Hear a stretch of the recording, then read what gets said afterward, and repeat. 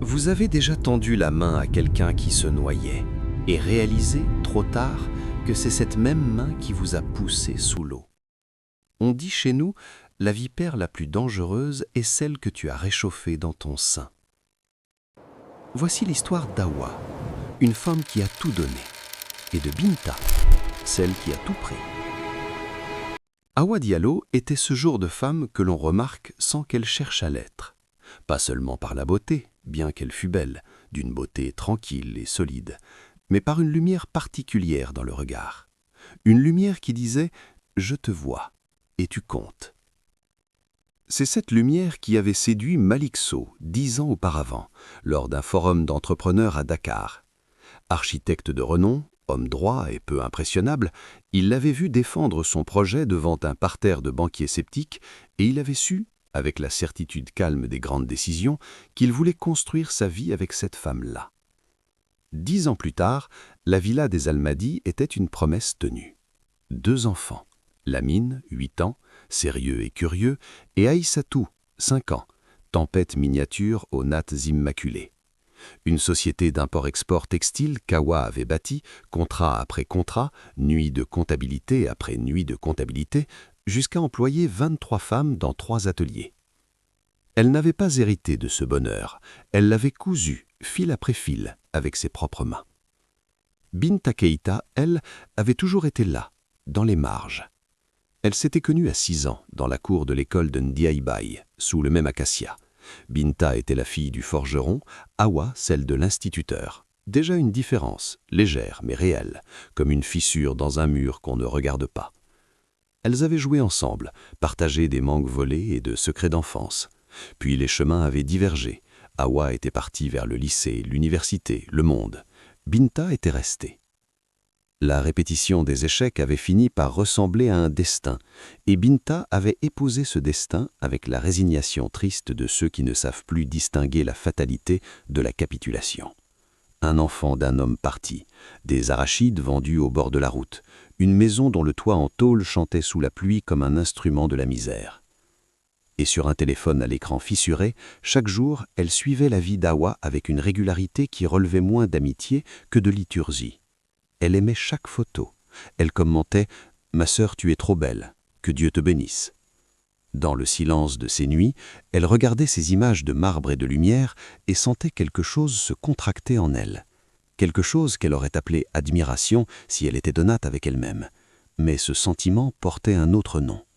Il portait le nom véritable de toutes les ambitions déguisées. L'envie. C'était un mariage de cousines qui ramena Awa à Ndiaye, un samedi de novembre où l'harmattan commençait à blanchir les herbes. Elle vit Binta dans la cour de la cérémonie. Il y eut un moment de non-reconnaissance, cette seconde de flottement devant quelqu'un que le temps a rendu méconnaissable. Binta avait maigri d'une façon qui n'avait rien d'enviable. Son boubou portait au cou de la patine des choses souvent lavées.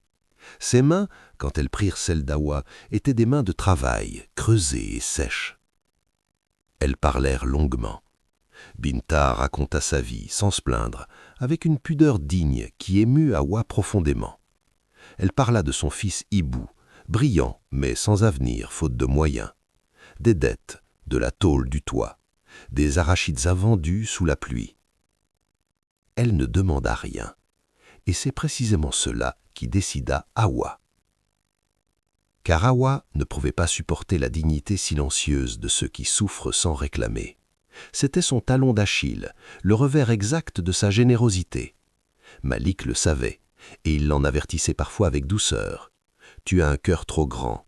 Les gens ne voient pas toujours la différence entre la bonté et la faiblesse. » Elle l'écoutait, souriait, et continuait d'être elle-même. Ce soir-là, avant de dormir, Awa prit sa décision. Elle emmènerait Binta à Dakar, elle lui trouverait un emploi dans ses ateliers, elle la logerait le temps qu'elle s'installe. Pas comme domestique, Awa tenait aux formes, mais comme une amie que l'on aide à repartir. Elle s'endormit avec la satisfaction tranquille des gens bien intentionnés. Dehors, le vent faisait craquer le toit en tôle, et sous ce toit, dans le noir, Binta regardait le plafond avec des yeux grands ouverts. et souriait. Binta arriva aux Almadies par un matin de décembre avec une valise en plastique et une humidité de façade aussi parfaite qu'un costume de scène. Elle s'émerveilla de tout, la piscine, la cuisine, la douche à pluie. Elle touchait les surfaces du bout des doigts, et ses yeux brillaient d'un éclat que Hawa interpréta comme de la joie reconnaissante. Ce n'était pas de la joie, c'était de la cartographie. En 3 jours, Binta avait compris l'architecture complète de ce foyer. Les horaires d'Hawa, ses absences entre 7 heures du matin et 7 heures du soir, les habitudes de Malik, ses préférences, ses silences, et les micro-fissures ordinaires de tout mariage solide qui navigue dans les eaux profondes de la réussite et de la famille. Malik rentrait parfois tard, épuisé. Hawa, absorbée par ses bilans, ne voyait pas toujours l'homme sous l'architecte. Ils ne se disputaient pas, ils étaient trop adultes pour cela, mais il y avait parfois des silences de fin de dîner qui s'étiraient un peu trop longs, des bonsoirs dits sans que les yeux se cherchent vraiment. Binta vit tout cela, et elle agit avec une patience froide des prédateurs qui savent que la précipitation est l'ennemi du succès. Elle commença par les enfants, leurs histoires, leurs goûts, leur peur du soir. Quand Hawa travaillait tard, c'est Binta qui lisait à Aïssatou, qui vérifiait les devoirs de Lamine. Elle se rendit indispensable avec une discrétion calculée, de sorte que Hawa elle-même commença à se reposer sur elle avec la confiance aveugle que l'on accorde aux gens que l'on croit connaître depuis l'enfance. Puis ce fut le tour de Malik. Elle n'attaquait pas frontalement, elle était trop intelligente pour cela. Le café prêt chaque matin, ses chaussures cirées devant sa porte, un dîner soigné les soirs où Hawa prévenait de son retard. Elle parlait peu, écoutait beaucoup, avec une douceur monocorde qui créait l'illusion d'une présence reposante. Et dans ses conversations avec lui, subtilement, elle glissait de petits grains de doute. Jamais une accusation, jamais un mot trop haut. Des soupirs entendus, des phrases interrompues à mi-chemin, des silences éloquents qui laissaient l'imagination combler le reste. Hawa travaille tellement, elle est si forte. Vous, les hommes, vous avez de la chance quand votre femme vous accorde encore du temps. Puis un regard baissé, la feinte de quelqu'un qui regrette d'avoir trop dit. Malik ne répondait pas, mais les graines germent dans le noir, sans bruit, et c'est précisément pour cela qu'on ne les entend pas pousser. Hawa, pendant ce temps, était heureuse. Binta s'épanouissait à l'atelier. Tout semblait aller. Hawa se félicitait de sa décision avec la satisfaction paisible de ceux qui pensent avoir sauvé quelqu'un. Elle ne voyait pas que c'est elle qui était en train de doyer. Le coup fut construit sur 3 mois de préparation minutieuse. Binta avait d'abord tissé la toile en douceur. Un message de Malik effacé avant qu'Hawa ne le lise. Une conversation téléphonique interrompue avec une explication vague. Un soir de retard tardif discrètement mis en doute auprès d'une connaissance commune.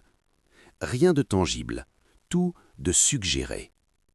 Puis vint la frappe. Binta se confia à une voisine, la femme du médecin du quartier, grande bavarde notoire, avec des larmes soigneusement dosées. Elle avait vu Malik, le soir où Hawa était en déplacement à Ziguinchor, recevoir dans la villa une femme inconnue.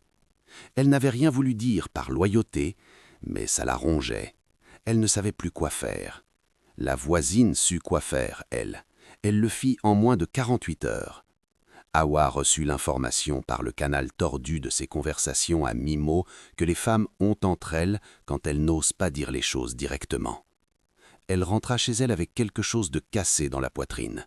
Pas encore la certitude, mais pire, le doute, qui est une douleur sans fond, parce qu'elle n'a pas de forme à saisir.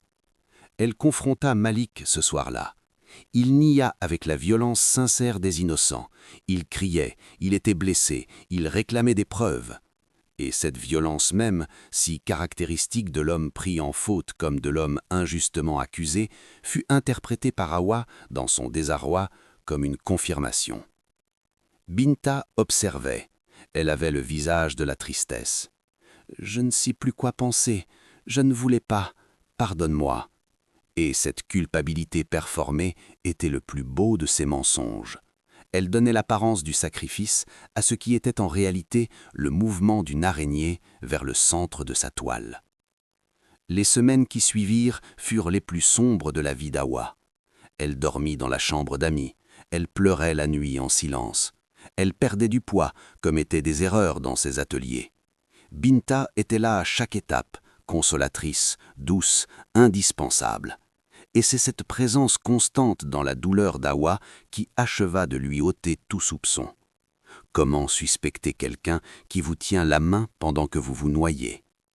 Elle ne voyait pas que c'était cette même main qui la maintenait sous l'eau. Awa quitta la villa pour s'installer chez sa cousine à Plateau, emportant les enfants, et Malik se retrouva seul dans cette maison de marbre soudainement froide, avec pour seule présence humaine celle de Binta, qui n'avait bien entendu nulle part à aller. Et c'est là, dans cette maison qu'elle avait aidé à construire, dans ce lit qu'elle avait partagé 10 ans avec l'homme qu'elle aimait, qu'Awa Diallo comprit une vérité terrifiante. Elle n'avait pas seulement perdu son mari, elle n'avait pas seulement perdu sa maison, elle avait été remplacée par celle à qui elle avait tout donné. Mais ce que Binta ne savait pas encore, ce que personne ne savait encore, c'est que la vérité, elle, n'avait pas bougé. Elle attendait, tapie dans l'ombre, patiente et implacable. Et son heure approchait. La suite, dans la partie 2, le jour où la vérité a parlé.